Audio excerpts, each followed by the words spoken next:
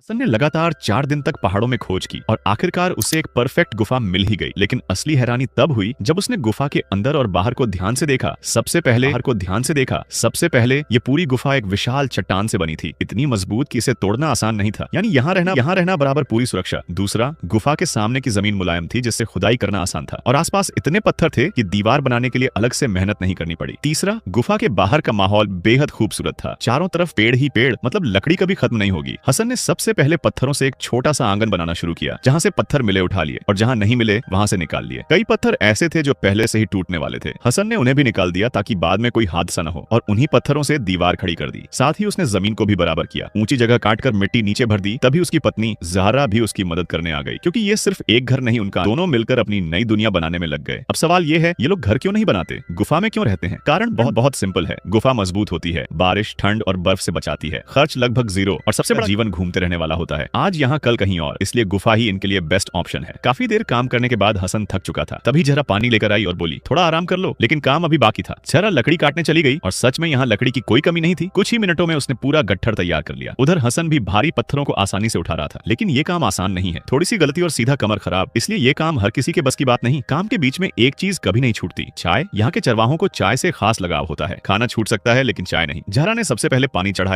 पानी चढ़ाया और फिर खाना बनाना शुरू किया। आज खाने में था चिकन, क्योंकि भेड़ का मांस इनके लिए भी महंगा होता है, इसलिए रोजमर्रा में चिकन ही खाया जाता है। और जंगल में सबसे आसान तरीका सीधा आग पर भोजन भूनना। उधर हसन का काम धीरे धीरे आगे बढ़ रहा था। आधा आंगन तैयार हो चुका था, छोटी सी पत्थर की दीवार भी बन गई थी। अब वक्त था खाने का, क्योंकि पेट भरे बिना काम नहीं होता। लेकिन उम्र के साथ ताकत थोड़ी कम हो जाती है, इसीलिए आज का काम यहीं खत्म, बाकी काम कल होगा। दोस्तों, इस मेहनती हसन के लिए एक लाइक सब्सक्राइब तो बनता है।